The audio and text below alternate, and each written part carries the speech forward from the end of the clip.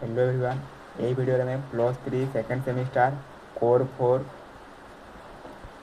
Question paper discussion करवा 1 मार्किया एवं 2 mark विशिष्ट क्वेश्चन डिस्कसन करवा आपण एग्जाम रे यही क्वेश्चन पढ़ार संभावना अच्छी।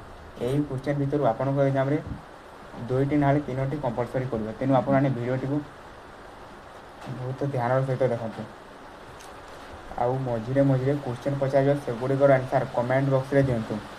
तेणु प्रथम क्वेश्चन है तुलनात्मक सरकार विभिन्न प्रकार सरकार एवं सेमानंकर संस्थागत कार्यात्मक पार्श्व को अध्ययन करे यह किए कहते यार आंसर है किए कहते आलमंड पावेल आलमंड पावेल क्या कहते तुलनात्मक सरकार विभिन्न प्रकार सरकार और सेमानंकर संस्थागत और कार्यात्मक पार्श्व को अध्ययन करे। तो नेक्स्ट क्वेश्चन है तुलनात्मक सरकार जनक किए तुलनात्मक सरकार जनक किए यार आंसर है अरिस्टोटल। अरिस्टोटल कहीं पॉलिटिकल साइंस रो फादर कह जाए यहाँ कमेंट बॉक्स रे कहिए। आउ अरिस्टोटल को बुक रो नाम कौन से कमेंट बॉक्स रे कहिए। तेणु गुड़ा कमेंट बॉक्स रे कहिए। तो नेक्स्ट क्वेश्चन है शास्त्रीय जुगरे तुलनात्मक सरकार मुख्यतः क्यों विषय उपर गुरुत्व देता। शास्त्रीय जुगरे तुलनात्मक सरकार मुख्यतः क्यों विषय उपर गुरुत्व देता। आदर्शमूलक विश्लेषण उपर गुरुत्व देता दार्शनिक विश्लेषण सरकार आदर्श एगुट समस्त को मध्य गुरुत्व देता तुलनात्मक सरकार शास्त्रीय जुगरे। तो नेक्स्ट क्वेश्चन है आईनगत संस्थागत आभिमुख्य क्यों विषय पर गुरुत्व दिए ना क्या कही आईनगत संस्थागत आभिमुख्य क्यों विषय पर गुरुत्व दिए ना क्यों पर गुरुत्व नहीं दिए यार आंसर है शासन उपर प्रजुक्तिर प्रभाव संस्था गुरुत्व होता है। आईनगत संस्थागत आभिमुख्य यहाँ तो समस्त जानी वर्णात्मक तुलना उपर गुरुत्व होता है और संविधान उपर गुरुत्व दिया है। यार आंसर है शासन उपर प्रजुक्तिर प्रभाव। यही क्वेश्चन पेपरटा हूँ गोटे यूनिवर्सिटी क्वेश्चन पेपर। तेणु यहाँ आम एनसार सहित कन्भर्ट कर बहुत मेहनती लगी। तेणु आपने दयाकोरी चैनल को सब्सक्राइब करूँ और निज सांगसाथी मान शेयर करूँ जहाँ मध्यम आपण मैंने बहुत साहय पाइपर। नेक्स्ट क्वेश्चन है आईन प्रणयन और पास करने क्यों सरकारी अंग दायी। आईन प्रणयन और पास करने क्यों सरकार अंग दायी। सरकार केतटा अंग अच्छी कि 3टा अंग कौन कौन लेजिस्लेचर एग्जीक्यूटिव और जुडिशियरी से मध्य क्यों अंग दायी होती। यार आंसर कौन जो विधानमंडल हो यार आंसर क्यों विधानमंडल होती दायी। नेक्स्ट क्वेश्चन है आपण मैंने देखुते बैकग्राउंड साउंड आसो तेणु कौन हो वर्षा हो बैकग्राउंड साउंड आस तेणु आपण मैंने गुड़ी को ध्यान दिंतुनि आपने बस क्वेश्चन उपर फोकस करूँ। आउ एथमध्य आपण एग्जाम निश्चय 3टी ना 4टी क्वेश्चन आसो यहाँ मुझे 100% सियोर कर दूसरी 2 मार्क विशिष्ट क्वेश्चन तो निश्चित आसो। नेक्स्ट क्वेश्चन है गणतांत्रिक व्यवस्था जनमत क्यों सरकार अंग नियंत्रण करे यह विधानमंडल हो। गणतांत्रिक व्यवस्था जनमत को क्यों सरकार अंग नियंत्रण करे विधानमंडल जनमत को विधानमंडल नियंत्रण करते गणतांत्रिक व्यवस्था। नेक्स्ट क्वेश्चन है भारत में न्यायिक पुनः परीक्षण क्यों सिद्धांत पर आधारित। भारत में न्यायिक पुनः परीक्षण क्यों सिद्धांत पर आधारित यह कौन हो उभय सिद्धांत पर आधारित पुनः परीक्षण उभय सिद्धांत पर आधारित। नेक्स्ट क्वेश्चन है निम्नोक्त मध्य क्यों देश में एकक शासन व्यवस्था रही क्यों देश एक शासन व्यवस्था रही यूनाइटेड किंगडम हो फ्रांस में जापान में एगुड़ाक मध्य एक शासन व्यवस्था रही। आम इंडिया रे क्यों शासन व्यवस्था रही कमेंट सेक्शन में कहते। नेक्स्ट क्वेश्चन है अनुपातिक प्रतिनिधित्व धारणा किए थे अनुपातिक प्रतिनिधित्व धारणा किए थे यार आंसर है थॉमस एयर देते अनुपातिक प्रतिनिधित्व धारणा किए थे थॉमस एयर देते। ये आम 10 नंबर क्वेश्चन जोटा कि आम एमसीक्यू लास्ट क्वेश्चन हो तेणु आपने देखो कौन सी शासन क्यों शासन व्यवस्था स्वार्थ गोष्ठी को राज्य प्रोत्साहन करते क्यों शासन व्यवस्था स्वार्थ गोष्ठी को राज्य कौन प्रोत्साहन करते कर्तृत्ववादी व्यवस्था शासन व्यवस्था स्वार्थ गोष्ठी को राज्य प्रोत्साहन करते। ये आम 2 मार्क विशिष्ट क्वेश्चन डिस्कसन करवा आपको प्रथम कही यह गोटे यूनिवर्सिटी क्वेश्चन तेणु मुझे आंसर और क्वेश्चन से कन्वर्ट कर आंसर सहित कन्वर्ट कर क्वेश्चन को तेणु आपण मैंने यह नोट कर तुलनात्मक सरकार मोस्ट इंपोर्टाट क्वेश्चन पिला माने यह आपण परीक्षा रे पड़ो ही पड़ो 2 मार्क ना 5 मार्क और ना 8 मार्क विषय कंपलसरी पड़ो तेणु आपण मैंने यही क्वेश्चन को पूरा पानी करी पड़े जाते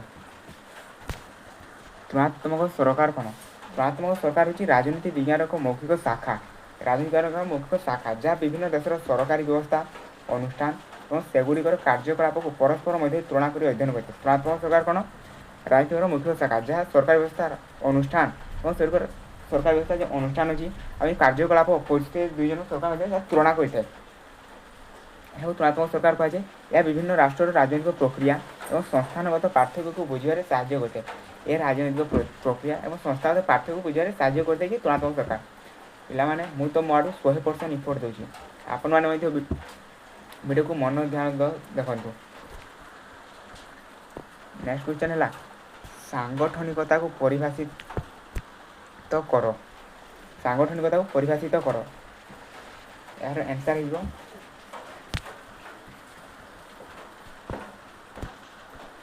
सांगठनिकता हूँ राजनीति अध्ययन एक पारंपरिक दृष्टिकोण जहाँ सरकारी अनुष्ठान यथा आईन सभा कार्यपालिका न्यायालय और संविधान अनुष्ठानिक गठन तथा नियमावली पर सर्वाधिक गुरुत्व होता है कि सांगठनिकता गुरुत्व होता है कौन कौन आईन सभा कार्यपालिका न्यायालय और संविधान अनुष्ठानगत नियमावली पर सांगठनिकता गुरुत्व देता है सर्व तो नेक्स्ट क्वेश्चन है प्रतिनिधित्व आईन कहले कौन बुझ यह आपन परीक्षा आसो कंपलसरी आपण मैंने क्वेश्चन को मनर सहित देखते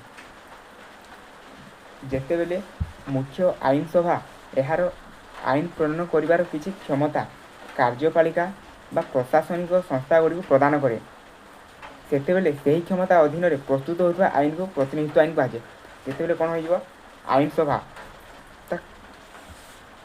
आईन प्रणयन कर क्षमता कार्यपालिका और प्रशासनिक संस्था दे था सेते बेले आईन को प्रतिनिधित्व आईन से आईन को प्रतिनिधित्व आईन कहुए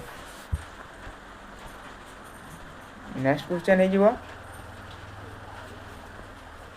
एकक सभा विधानसभा दुर्बलता लेख एकक सभा विधानसभा दुर्बलता लेख right defect of unicameral legislature यार आंसर कौन हो एकक सभा विधानसभा मुख्य दुर्बलता होची एठारे आईन प्रणयन बेले द्वितीय सभार विचार मिले नहीं कौन विचार मिले नहीं आईन प्रणयन बेले जहाँफल तरबड़िया भाव त्रुटिपूर्ण आईन पास होबार आशंका थाए यह व्यतीत यह अधिक क्षमता संपन्न हो एकछत्रवादी आशंका थाए जो मैंने गोटे देख एकक सरकार थी से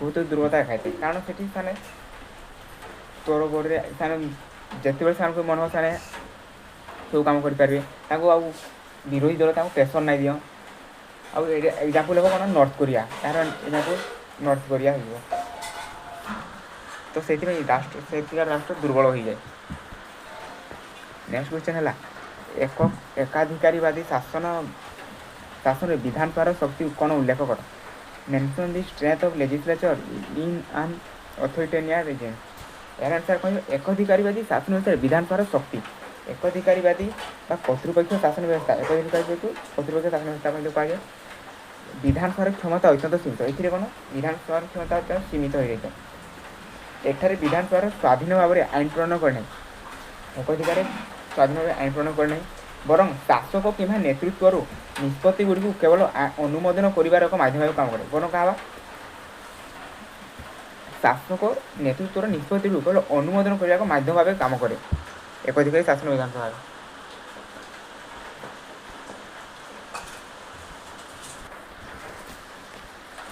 नेक्स्ट क्वेश्चन है राष्ट्रपति शासन व्यवस्था महाभियोगर गुरुत्व लेख right the importance of impeachment in presidential form of government यार आंसर कौन हो देखो राष्ट्रपति शासन व्यवस्था महाभियोग हो गुरुत्वपूर्ण आईनगत प्रक्रिया यार गुरुत्वपूर्ण आईनगत प्रक्रिया जहाँ माध्यम राष्ट्रपति संविधान उल्लंघन कले कि दुर्नीति रे जड़ित रहिले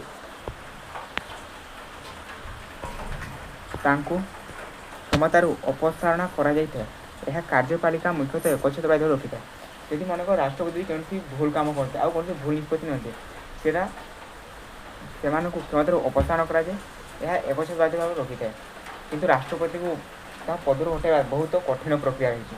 ତେଣୁ ଏହାର ଗୋଟେ ପର୍ସନାଲ କ୍ଲାସ୍ କରିବା ଆମେ। ନେକ୍ସଟ କ୍ୱେଶ୍ଚନ୍ ହେଲା ସଂସଦୀୟ ବ୍ୟବସ୍ଥାରେ ସାମୂହିକ ଦାୟିତ୍ୱ କହିଲେ କ'ଣ ବୁଝାଏ? What do you mean collective responsibility in parliamentary system? ସଂସଦୀୟ ଗଣତନ୍ତ୍ରରେ ମନ୍ତ୍ରିମଣ୍ଡଳ ସାମୂହିକ ଭାବେ ଆଇନ ସଭା ପ୍ରତି ଦାୟୀ ରହନ୍ତି। ଏହାର ଅର୍ଥ ହେଉଛି ମନ୍ତ୍ରିମଣ୍ଡଳ କୌଣସି ଗୋଟିଏ ନିଷ୍ପତ୍ତି ବା ନୀତି ପାଇଁ ସମସ୍ତ ମନ୍ତ୍ରୀ ମିଳିତ ଭାବେ ଦାୟୀ ରହିବେ ଏବଂ ଗୋଟିଏ ଅବିଶ୍ୱାସ ପ୍ରସ୍ତାବ ଆସିଲେ ସମସ୍ତଙ୍କୁ ପଦତ୍ୟାଗ କରିବାକୁ ପଡ଼ିବ। ଏବେ ଆମେ କ୍ୱେଶ୍ଚନ୍କୁ ଟିକେ ସ୍ପିଡ୍ ଡିସ୍କସନ୍ କରିବା, ନହେଲେ ଭିଡ଼ିଓଟି ବହୁତ ଲଙ୍ଗ୍ ହେଇଯାଉଛି ଆଉ ମୋବାଇଲରେ ଚାର୍ଜ ମଧ୍ୟ ନାହିଁ। ନେକ୍ସଟ କ୍ୱେଶ୍ଚନ୍ ହେଲା ନୂତନ ସାର୍ବଜନୀନ ପରିଚାଳନା କ'ଣ? What is new public management? ନୂତନ ସାର୍ବଜନୀନ ପରିଚାଳନା ହେଉଛି ଏକ ପ୍ରଶାସନିକ ଧାରା ଯାହା ସରକାରୀ କାର୍ଯ୍ୟାଳୟ ଏବଂ ସେଗୁଡ଼ିକୁ ସେବା ବେସରକାରୀ କ୍ଷେତ୍ରରେ କାର୍ଯ୍ୟଦକ୍ଷତା, ବଜାର ପ୍ରତିଯୋଗିତା ଏବଂ ଫଳାଫଳ ଭିତ୍ତିକ ପରିଚାଳନାକୁ ଅନ୍ତର୍ଭୁକ୍ତ କରିଥାଏ। କ'ଣ କ'ଣ? କାର୍ଯ୍ୟଦକ୍ଷତାକୁ, ବଜାର ପ୍ରତିଯୋଗିତା, ଫଳାଫଳକୁ ଭିତ୍ତିକ ପରିଚାଳନା କରିଥାଏ। ଏହାର ଲକ୍ଷ୍ୟ ହେଉଛି ପ୍ରଶାସନକୁ ଅଧିକ ଦକ୍ଷ ସ୍ୱଚ୍ଛ କରିବା। ନୂତନ ସାର୍ବଜନୀନ ଲକ୍ଷ୍ୟ କ'ଣ? ପ୍ରଶାସନକୁ ଅଧିକ ଦକ୍ଷ ସ୍ୱଚ୍ଛ କରିବା। ନେକ୍ସଟ କ୍ୱେଶ୍ଚନ୍ ହେଲା ଆନୁପାତିକ ପ୍ରତିନିଧିତ୍ୱ କ'ଣ? What is proportional representation? ଏହାର ଆନ୍ସର୍ କ'ଣ ହେଇଯିବ? ଆନୁପାତିକ ପ୍ରତିନିଧିତ୍ୱ ହେଉଛି ଏପରି ଏକ ନିର୍ବାଚନ ପ୍ରଣାଳୀ ଯେଉଁଥିରେ ରାଜନୈତିକ ଦଳଗୁଡ଼ିକ ସେମାନେ ପାଇଥିବା ଭୋଟ ମୋଟ ପ୍ରତିଶତ ଅନୁପାତରେ ଆଇନ ସଭାରେ ଆସନ ହାସଲ କରିଥାନ୍ତି। ଏହି ପଦ୍ଧତିରେ ସଂଖ୍ୟାଲଘୁ ଗୋଷ୍ଠୀଗୁଡ଼ିକ ମଧ୍ୟ ସେମାନଙ୍କ ଜନସଂଖ୍ୟା ଅନୁପାତ ଏଠି ପ୍ରଥମେ ପାଇପାରିବେ। ଏଇଠି ଆମର ଭିଡ଼ିଓଟି ସମାପ୍ତ ହୋଇଛି। ଆପଣମାନେ ଭିଡ଼ିଓକୁ ପ୍ରଥମରୁ ଶେଷ ପର୍ଯ୍ୟନ୍ତ ଦେଖିଥିବାରୁ ଆପଣମାନଙ୍କୁ ସମସ୍ତଙ୍କୁ ଧନ୍ୟବାଦ। ଆଉ ଆପଣମାନେ ଏହି ନୋଟ୍ର PDF ଯଦି ପାଇବାକୁ ଚାହୁଁଛନ୍ତି ତାହେଲେ ଆପଣମାନେ ଡେସ୍କ୍ରିପ୍ସନ୍ରେ ଦିଆଯାଇଥିବା ଲିଙ୍କରେ ଟାପ୍ କରି ଟେଲିଗ୍ରାମ ଚ୍ୟାନେଲରେ ମୋର ଜଏନ୍ ହୋଇଯାଆନ୍ତୁ। ଆଉ ଆପଣମାନଙ୍କୁ ସେଠି ମୁଁ ଏହି ନୋଟ୍ର PDF ପ୍ରୋଭାଇଡ଼ କରିଦେବି।